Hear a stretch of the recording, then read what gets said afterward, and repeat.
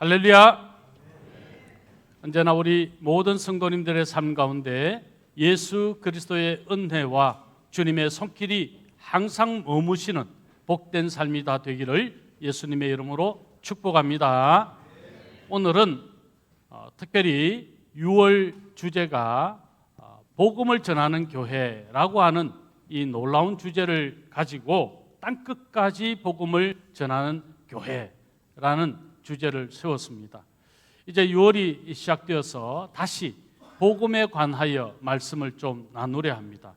오늘은 특별히 우리가 복음의 기본기, 복음을 전하는 사람이 경험하고 누리고 간증하는 이 기본기의 삶에 대해서 말씀을 좀 전하려 합니다. 그리고 동시에 6월은 호국 보훈의 달입니다.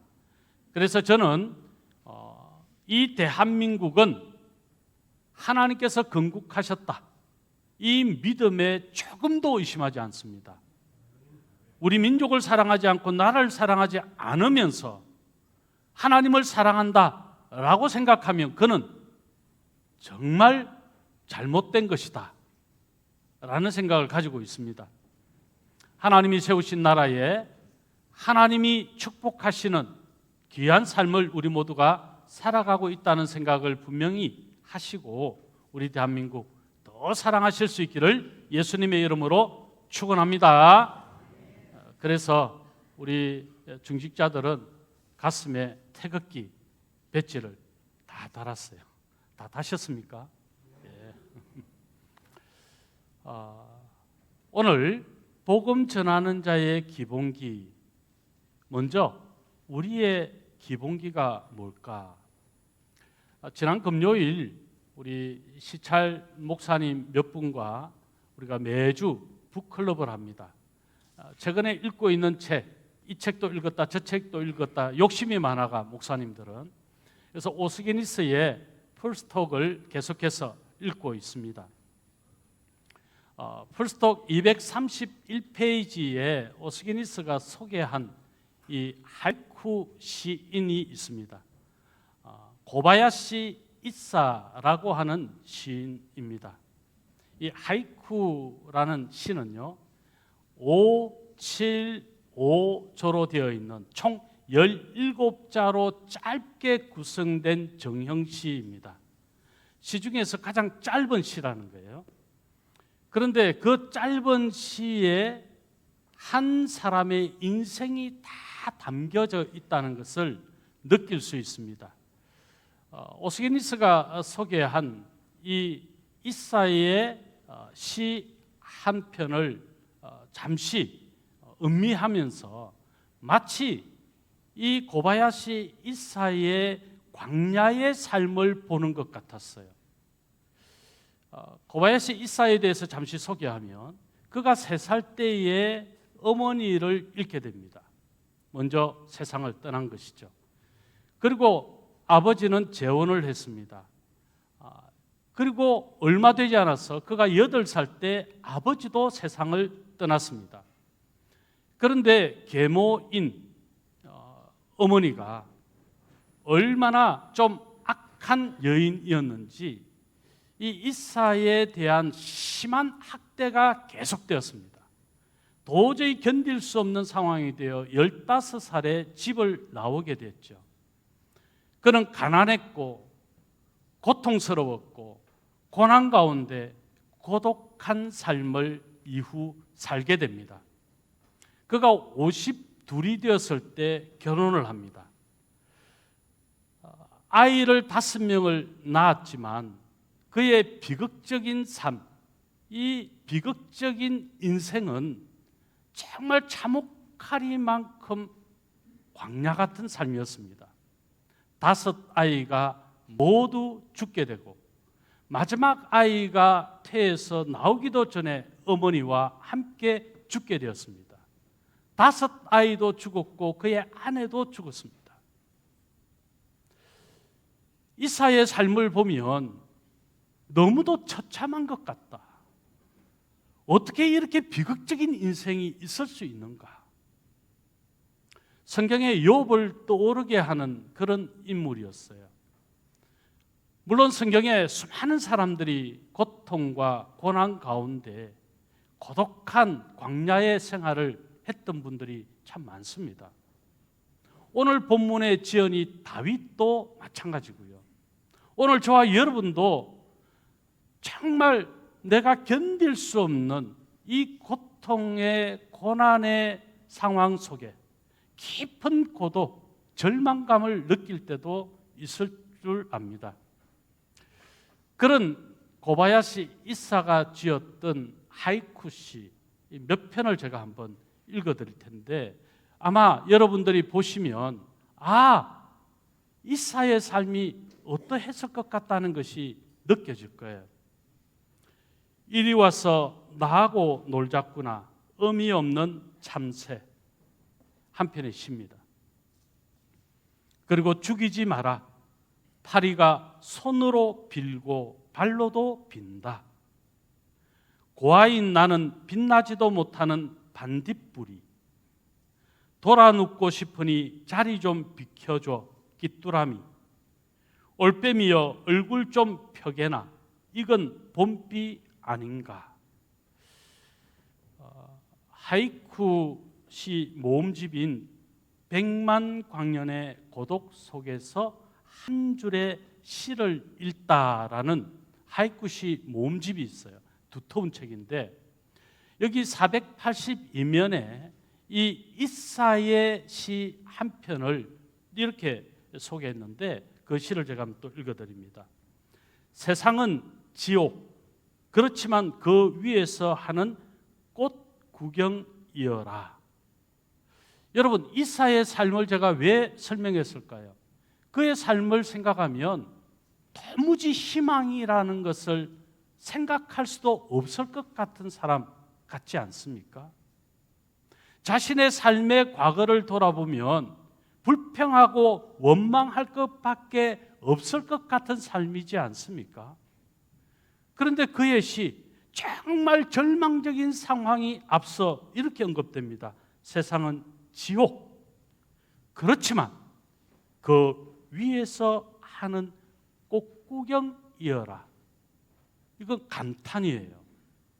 희망을 노래하는 것이죠. 내 인생을 생각하면 절망할 것밖에 없는데 그런데 희망이 있다는 것이죠.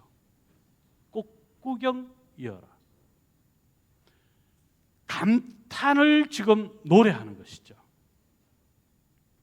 저는 이 이사의 시를 그리고 이사의 삶의 행적들을 좀 읽어보면서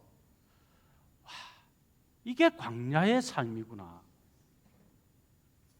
절망적인 상황, 절박한 상황, 누구의 도움도 기대할 수 없을 것 같은 그런 끔찍한 상황.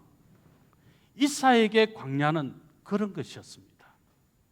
그런데 그의 시가 점점 나이가 더하여지고 성숙해지면서 희망을 드러내고 있더라는 것이죠. 감탄이 있더라는 것이죠. 오스게니스는 바로 그런 이사의 시를 부각해서 인용했던 것입니다. 펄스톡에. 그의 시 하나를 더 제가 소개해 드릴게요. 아마 여러분들이 들어보았음 적한 시인데요. 얼마나 운이 좋은가. 올해에도 모기에 물리다니. 이 느낌이 오시나요? 모기에 물리면 어떻습니까? 이놈의 모기, 이놈의 그러잖아요. 그런데 자기가 살아있음에 얼마나 감격하고 있는가. 얼마나 운이 좋은가. 올해도 내가 살아있다. 살아있는 나를 향하여 찾아와 나를 물어준 모기, 고맙다는 거예요. 내가 살아있음을 느끼게 해준 모기에게 고맙다는 거예요. 뿐만 아니라 내가 살아있구나, 희망이 있구나 감탄하는 것이죠. 여러분, 고바야시 이사와 같은 고통, 그 광야가 우리의 광야입니까? 아마 고바야시 이사보다는 훨 나을 것 같아요. 그럼에도 불구하고 그는 희망을 노래했다는 것이죠. 대표작이 하나 있습니다. 그의 대표작은 이렇습니다. 이스라엘 세상은 이스라엘 세상이지만 그렇지만 이라는 시입니다. 이스라엘 세상은 이스라엘 세상이지만 그렇지만. 여러분, 이슬은요 아침에 잠시 있다가 이내 곧 사라지는 거예요. 덧없는 것이죠. 허무한 것이죠. 성경에서 많이 인용되고 있는 것처럼 아침에 피었던 이 들의 풀의 꽃과 같이 저녁이 되면 이 꽃은 지는 것처럼 우리 인생이 그런 거다. 그래서 모세는 우리의 연수가 70이라도 강건하면 80이요 그 연수의 자랑은 수고와 슬픔뿐이요 신속히 가니 우리가 날아간다고 했잖아요. 우리 인생은 나그네 같은 거예요. 우리 인생 따지고 보면 이 땅에서 영구히 사는 것 같이 그렇게 살아도 어느 순간 우리의 끝이 있어요. 시작과 끝은 얼마나 중요한지 모릅니다. 우리가 어떤 존재인가를 자각하는 것 정말 중요합니다. 나는 그런 이슬 같은 존재지만 이것으로 끝이라면 더 이상 희망이 없어요. 어떤 소망도 찾을 수가 없어요. 그러나 하나님은 우리에게 희망, 소망을 가지게 한 것이죠. 오늘 본문의 다윗은 압살롬, 그의 사랑하는 아들에 의해서 아들이 반역을 일으키고 쫓겨서 유다 광야 가운데 있을 때 지었던 시예요. 여러분, 얼마나 처참합니까? 왕이었던 신분에서 갑자기 도망자가 됐는데 그 도망자가 된 이유가 그가 사랑하는 아들 압살롬이 반역을 일으켜서 자기를 죽이려고 하는 거예요. 자기가 총애했던 신하들이 압살롬과 한패가 되어서 자기를 죽이려고 하는 거예요. 그래서 목숨을 피하여 도망하고 지금 숨어 있는 곳이 광야였다는 거예요. 지금 다윗의 심경이 느껴지지 않습니까? 얼마나 비참한가요? 그래서 마른 땅과 같고 황폐한 땅과 같은 광야. 여러분, 그 광야에는 물도 없어요. 그 광야에는 먹을 것도 없어요. 그 광야는 언제나 위험의 요소가 많이 있더라는 거예요. 자, 그런 광야에서 절망적인 순간에 희망을 노래하고 소망을 노래하고 그의 놀라운 감격이 마치 솟구치듯 노래하고 있는 현장이 오늘 시편 63편입니다. 자, 그러면 오늘 다윗이 도대체 무엇을 노래하고 있는가? 그의 노래의 내용이 뭔가? 세 가지를 한번 생각해 보려고 합니다. 먼저 첫 번째, 다윗은 광야에서 전지전능하신 하나님의 영광을 노래합니다. 자, 오늘 본문 1절입니다. 같이 읽겠습니다. 하나님이여, 주는 나의 하나님이시라. 내가 간절히 주를 찾되 물이 없어 마르고 황폐한 땅에서 내 영혼이 주를 갈망하며 내 육체가 주를 앙모하나이다. 그의 광야는 물이 없습니다. 먹을 것도 없습니다. 그리고 위험합니다. 안전하지 않습니다. 언제 원수들이 자기를 해할지 모르는 그런 위급한 상황에 있습니다. 뿐입니까? 뱀, 독사와 정갈이 꿈틀대고 있는 그곳 광야. 여러분, 지금 다윗은 그 광야에 있어요. 절망적인 상황에 있어요. 그런데 다윗이 지금 왜 희망이, 왜 소망이 그의 내면 깊숙한 것에서 솟구쳐 나왔을까요? 그의 하나님, 여호와 하나님, 엘로힘의 하나님이 함께하고 계시다는 것을 그의 믿음의 고백으로 나타나니까 전능하신 하나님이 고백되는 것이죠. 여러분 1절에 이렇게 고백합니다. 하나님이여 주는 나의 하나님이시라. 여기에 하나님은 하나님의 신명, 하나님의 이름 엘로힘입니다. 여러분 엘로힘 하나님은 천지 만물을 창조하신 능력의 하나님을 나타내시는 이름이에요. 하나님은 무엇이든지 하실 수 있고 하나님은 무엇이든지 아시며 하나님은 어떤 경우에도 도우실 수 있는 분이시다. 바로 전능하신 하나님, 그분의 영광을 노래할 수밖에 없었다는 거예요.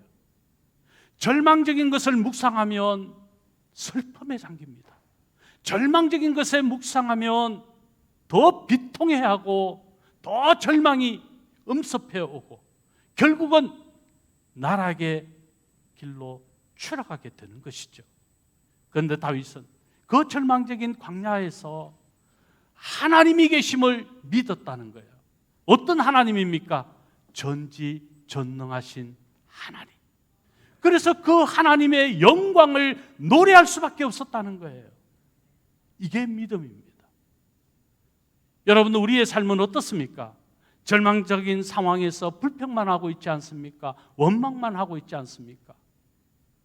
우리는 어떤 경우에도 하나님, 그분이 함께 하심을 믿고 그분의 영광을 찬양할 수 있어야 되는 것이죠. 그렇습니다.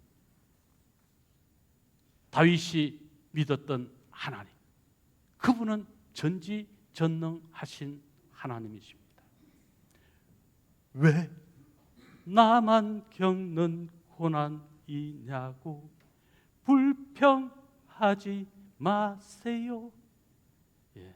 한번 쫙 부르려 했는데 여기까지만. 고난의 뒤편에 있는 주님이 주실 축복 미리 보면서 감사하세요. 너무 견디기 힘든 지금 이 순간에도 주님이 일하고 계시잖아요. 남들은 지쳐 앉아 있을지라도 당신만은 일어서세요. 힘을 내세요. 힘을 내세요. 주님이 손잡고 계시잖아요. 주님이 나와 함께함을 믿는다면 어떤 역경도 이길 수 있잖아요. 어떤 고난도 견딜 수 있잖아요. 전능하신 하나님을 믿으면요, 내가 비록 광야에 있어도 그 광야가 나를 넘어뜨릴 수 없어요. 왜냐하면 그 하나님 때문에 나는 더 큰 희망을 품고 그 하나님 때문에 나는 더 감격할 수 있기 때문에 그런 것이죠. 잠언 8장 17절에 그래서 이렇게 솔로몬이 노래합니다. 나를 사랑하는 자들이 나의 사랑을 입으며 나를 간절히 찾는 자가 나를 만날 것이니라. 전지전능하신 하나님을 찾으면 하나님의 사랑을 입을 수밖에 없어요. 그분을 만나면 놀라운 기적과 기사를 경험할 수밖에 없어요. 그래서 우리가 믿는 삼위 하나님, 그분을 온전히 찾고 그분을 갈망하며 그분을 앙망하며 사는 거예요. 이게 다윗의 노래였다는 것이죠. 오늘 저와 여러분도 그런 다윗의 노래처럼 전지전능하신 하나님, 그분의 성호를 찬양하며 그분의 영광을 올려드리는 그런 노래의 삶이 되시기를 예수님의 이름으로 축원합니다. 두 번째, 다윗이 광야에서 불렀던 노래의 내용은 무엇이었을까요? 본문 5절의 말씀에 그것을 엿볼 수 있는데 우리 한번 따라서 하겠습니다. 광야에서 하나님의 인자하심을 노래합니다. 하나님의 인자하심을 노래합니다. 전지전능하신 하나님을 확실히 믿으니까 그 전지전능하신 하나님께서 내게 베풀어 주실 그 인자가 느껴지는 거죠. 누려지는 것이죠. 그 인자를 베풀어 주신 하나님을 깊이 경험하고 만나는 것입니다. 여기 인자는 헤세드입니다. 하나님의 거침없는 사랑입니다. 중단되지 않는 사랑입니다. 희생적인 사랑입니다. 순결한 사랑입니다. 무엇이든지 내어주시는 사랑입니다. 그 주님의 헤세드로 예수 그리스도께서 이 땅에 오셨고 우리의 죄 문제를 십자가로 다 해결해 주셨습니다.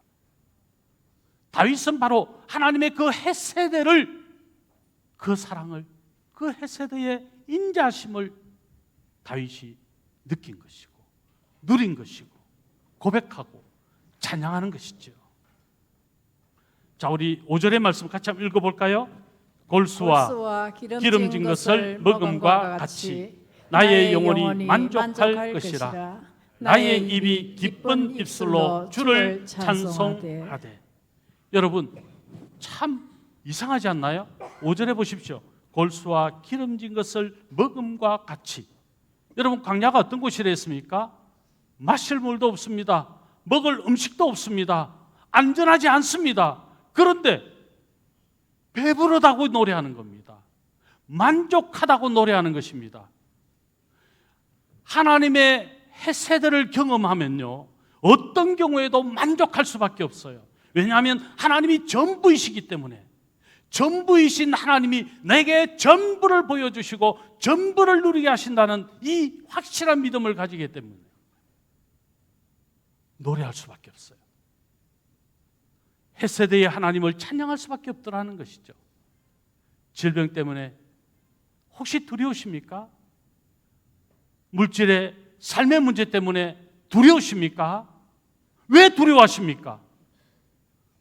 헤세드의 하나님을 믿는다면 그 광야의 때 그 순간에 하나님이 어떤 헤세드로 나와 함께 하실지를 기대하면서 오히려 소망을 가지고 오히려 노래가 되어야지요.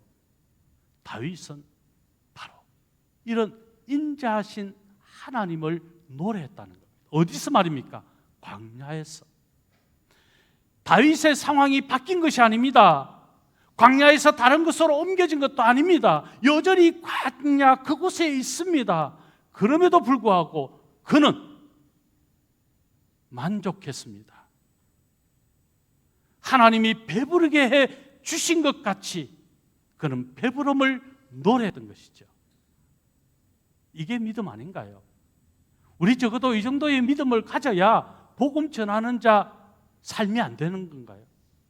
이 정도의 믿음, 이 정도의 기본기도 없이 우리가 어떻게 복음을 전해요? 내가 광야를 겪어서 그 광야를 이겨내지 못했는데 어떻게 광야를 만난 사람들을 축복하고 어떻게 그들이 예수 그리스도의 은혜 아래 거하라고 말할 수 있나요? 없지요.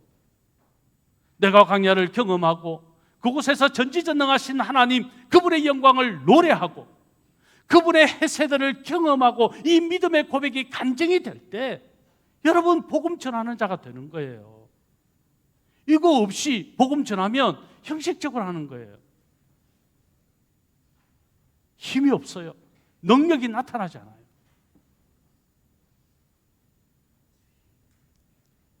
여전히 광야의 고난 가운데 고독 가운데 있지만 그러나 다윗은 하나님의 헤세드의 이 믿음을 가지고 하나님의 인자심을 노래했습니다. 광야를 지나며라는 찬양도 좀 소개하겠습니다. 후반부에 이 가사의 내용은 이렇습니다. 광야에서 주의 인자심을 바라면서 부르는 찬양인데요. 광야, 주께서 나를 사용하시려 나를 더 정결케 하시려 나를 택하여 보내신 그곳 광야, 성령이 내 영을 다시 태어나게 하는 곳 광야, 광야에 서 있네. 내 자아가 산산이 깨지고 높아지려 했던 내 꿈도 주님 앞에 내어놓고 오직 주님 뜻만 이루어지기를 나를 통해 주님만 드러나시기를 광야를 지나며. 광야는요 내 자아가 깨지는 곳이에요. 광야는 내 욕심을 추구했던 것이 있다면 그 내 욕심을 깨어지는 곳이에요. 나는 없고 주님만으로 살 수 있습니다를 고백하는 현장이 광야입니다. 내가 많은 것을 누리고 내가 많은 것을 풍족하게 즐기며 살고 있다면 그는 광야의 하나님을 경험하지 못할 겁니다. 힘들어 본 사람이, 아파 본 사람이, 고난 가운데 고통 가운데 신음해 본 사람이, 깊은 고독을 느껴본 사람이 그런 사람들을 다가가서 위로할 수 있고 격려할 수 있고 안아줄 수 있고 도닥거려 줄 수 있지 않을까요? 광야 같은 인생일지라도 아무것도 얻기가 쉽지 않은 상황 속에서도 여전히 다윗이 노래하고 있더라는 거예요. 하나님의 헤세드, 그 인자심을 노래하더라는 것이죠. 오늘 본문 3절의 말씀 우리 같이 한번 읽겠습니다. 주의 인자하심이 생명보다 나음으로 내 입술이 주를 찬양할 것이라. 예, 인자심이 생명보다 나음으로 내 입술이 주를 찬양할 것이라. 얼마나 좋은 시입니까? 예? 세상의 그 어떤 시보다도 정말 성령의 감동으로 지어진 이 시 한 편이 우리의 마음을 녹이잖아요. 위로하잖아요. 실수와 범죄하였던 다윗이지만 그럼에도 불구하고 하나님은 끝까지 다윗을 인자하심으로 헤세드로 만나주시듯 오늘 저와 여러분이 아무리 실수하고 아무리 범죄했더라도 우리의 죄를 철저하게 자복하며 회개하여 주님께로 나아가면 인자하신 주님, 우리의 모든 허물과 죄를 다 사하사 깨끗하게 하시는 주님, 죄의 삭은 사망이지만 하나님의 은사 영생을 안겨주신 주님, 그 주님이 우리를 끝까지 책임지십니다. 그 인자의 삶을 노래할 수 있는 복된 우리 성도님들 되시기를 예수님의 이름으로 축원합니다. 마지막으로 다윗이 광야에서 불렀던 내용은 무엇입니까? 세 번째, 우리 또 따라서 하겠습니다. 광야에서 하나님의 도우심을 노래했습니다.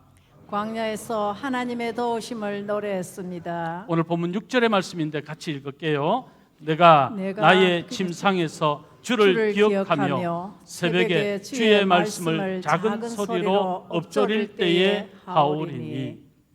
저는 이 한 구절 속에 우리가 하나님이 어떤 분이시며 그 하나님을 더 깊이 경험하는 놀라운 비결을 이 한 절 속에서 만났어요. 여러분도 이 한 절 속에서 하나님이 주시는 그 전능하신 하나님의 능력과 인자하심과 하나님의 도우심을 경험하게 될 수 있기를 바랍니다. 자, 보십시오. 여기에 다윗은 새벽에 하나님의 말씀을 묵상했다고 합니다. 그리고 밤중 침상에는 하나님을 기억했다고 이야기해요. 이게 왜 그렇게 중요할까요? 자, 이런 거예요. 아침에 일어나면 먼저 하나님의 말씀을 묵상하며 시작했다는 거예요. 하루의 시작이 하나님의 말씀으로부터 시작됐다는 것이죠. 하나님의 말씀 한 장을 읽고 그 말씀 속에 하나님은 나에게 오늘 무엇을 말씀하시려고 하는가? 그것을 먼저 깊이 묵상했다는 것이죠. 그리고 하루를 시작합니다. 그러면 그 하루가 하나님의 말씀대로 사는 하루가 되는 거예요. 자, 그런데 이것만 하면 반쪽이 돼요. 자, 뒤에 보십시오. 밤중 침상에서는 그가 하나님을 기억했다고 해요. 내게 오늘 약속하신 하나님의 말씀을 묵상하고 살았더니 오늘 하루 내게 약속하신 하나님께서 나에게 어떤 일을 행하였는지를 돌아보고 기억하면서 하루를 마감했다는 것이죠. 저는 저녁에 잠을 청할 때 가급적이면 최선을 다해서 이 과정을 지키려고 애를 써봅니다. 어떨 때는 정신없이 딴 생각하다가 그냥 잠을 잘 때도 있어요. 그러나 가급적이면 새벽 예배를 통해서 주어진 말씀, 그 그 말씀이 오늘 내게 주신 약속의 말씀이라고 믿고 하루를 살면서 하루의 삶을 마치는 마무리를 오늘 하나님께서 그 말씀으로 내게 어떤 일을 행하셨는지 이것을 한번 기억해 보는 것이죠. 얼마나 신앙에 유익이 있는지 몰라요. 하나님이 내게 오늘 이런 일을 해주셨구나. 하나님이 나를 이렇게 도와주셨구나. 여러분, 목회를 하다 보면 광야 같은 순간을 참 많이 만납니다. 여러분 다 모르시겠지만 목사가 억수 할애한 것 같죠? 그렇지만 않습니다. 정말 광야 같은 때를, 그 순간을 경험해요. 그러면요, 솔직하게, 이 말하면 좀 그렇지만 솔직하게 그냥 어딘가 도망가고 싶을 때가 있어요. 그런데 하루에 하나님의 말씀을 묵상함으로 시작하고 그 광야 같은 순간이 되어도 하나님이 나를 위로하심을 느끼고 누리면 저녁 때 하나님 감사합니다. 저를 이렇게 도와주셨네요. 저를 이렇게 지켜주셨네요. 고백하며 노래하게 된다는 거예요. 여러분, 시작은 반이다라는 말이 있지 않습니까? 너무 시작이 중요하다는 거예요. 100m 달리기를 하는 사람이 스타트를 잘못하면요, 아무리 중간에 끝부분에 열심히 달려도 1등하기 쉽지 않습니다. 그만큼 시작이 중요한 거예요. 여러분, 마무리도 중요합니다. 여러분, 우리가 부동산 계약을 하든지 어떤 큰 사업과 관련해서 계약을 하잖아요. 그러면 이 상대방과 이 갑과 을이 서로 대화하면서 중간에 정말 이 계약이 마치 성사될 것까지 잘 이루어지다가도 마지막에 도장이 콱 찍히지 않으면 그건 아무것도 아니에요. 그 의미 없는 거예요. 중간에 말이 어떤 이런저런 걱정 염려를 낳는 과정이 되었다 할지라도 도장이 콱 찍혀서 계약이 성사되면 다 된 거예요. 우리 인생이 하나님의 말씀으로 시작해서 하나님 말씀으로 끝맺는 것이 얼마나 중요하냐 하는 거예요. 자, 그런 의미에서 요한복음 15장 5절의 말씀 우리 같이 한번 읽어볼까요? 같이 읽습니다. 나는 포도나무요 너희는 가지라. 그가 내 안에 내가 그 안에 거하면 사람이 열매를 많이 맺나니 나를 떠나서는 너희가 아무것도 할 수 없음이라. 아멘. 예수님 안에 있는 것이 중요하고 예수님 안에 있는 것이 말씀으로 시작해서 말씀으로 마무리하는 것이며 예수님과 더불어 사는 것이 말씀으로 사는 겁니다. 역으로 바꿔서 내가 말씀을 묵상하고 그 말씀을 살아내고 말씀 속에 역사하신 하나님, 그분이 어떤 분이신가를 노래하게 되는 밤을 맞이한다면 그게 예수님 안에 사는 거예요. 하루 종일 말씀과 전혀 상관없이 살다가 그렇게 밤을 맞이하고 또 새날을 맞이한다면 그건 예수님 안에 있는 게 아니죠. 성경은 하나님의 말씀이며 예수 그리스도 그분이 주인공 되심을 나타내시는 하나님의 사랑의 편지입니다. 그런데 그 말씀을 내가 묵상하고 시작해야 되는 것 당연한 거 아닌가? 그 말씀을 내가 살아내어서 그 말씀에 역사하신 하나님을 찬양하는 것이 당연한 것 아닌가? 그게 예수 그리스도 안에 있는 것이죠. 가지가 나무에서 떨어지면 죽는 겁니다. 생명이 없는 겁니다. 가지가 열매를 맺기 위해서는 나무에 꼭 붙어 있어야 되는 겁니다. 여러분, 종이는 너무 약하잖아요. 그렇죠? 불면 이내고 날아가 버립니다. 조금의 힘만 줘도 찢어버려지는 이 종이 얼마나 연약합니까? 그런데 여러분, 이 종이를 본드칠을 해가지고 벽에 한번 딱 붙여보십시오. 이 종이를 찢기가 쉬울까요? 때려서 부술 수 있을까요? 예수 그리스도께 붙어 있는 것은 바로 이런 것입니다. 종이 같은 연약한 내가 단단하게 되는 길이요, 종이같이 연약하고 찢어질 수밖에 없는 내가 주님께 꼭 붙어 있으면 결코 찢어지지 않는 강하고 담대하고 하나님이 나와 함께 하심으로 큰 기적과 기사를 일으킬 수 있는 존재가 된다는 겁니다. 그게 예수님과 붙어 있는 거예요. 그게 바로 하나님의 말씀을 묵상하고 말씀을 살아내는 거라는 겁니다. 그래서 7절에 주는 나의 도움이 되셨습니다. 내가 주의 날개 그늘에서 즐겁게 부르리이다. 주의 도우심을 날마다 입고 주의 날개 그늘 아래 언제나 안전한 거예요. 하나님 말씀밖에 없어요. 8절에 이렇게 말씀합니다. 나의 영혼이 주를 가까이 따르니 주의 오른손이 나를 붙드시거니와. 주님이 오른손으로 붙든다는 것은 전지전능하신 하나님이 나를 지키시고 도우신다는 거예요. 그런 삶이 어떻게 이루어진다는 겁니까? 바로 그 핵심이 이 말씀이죠.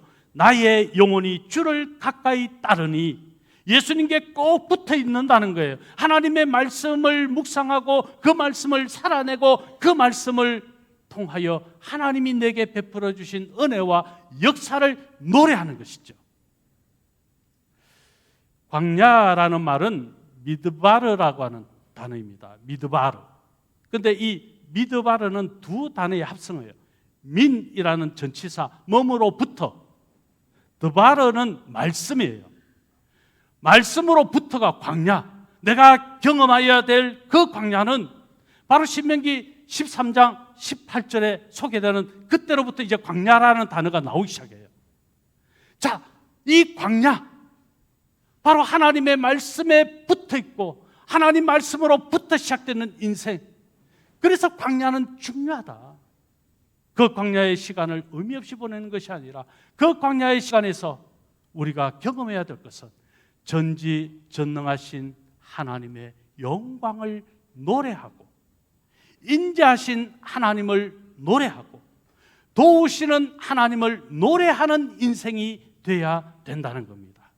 말씀 맺겠습니다. 갈라디아서 2장 20절의 말씀 우리 다 같이 한번 읽겠는데요. 자, 이 말씀을 우리가 깊이 좀 음미하면서 읽으세요. 나는 죽고 그리스도로 사는 것. 그게 말씀에 붙어 있는 것이고 예수님께 붙어 있는 것이다. 이것을 생각하시면서 이 말씀을 읽고 말씀을 맺겠습니다. 같이 읽습니다.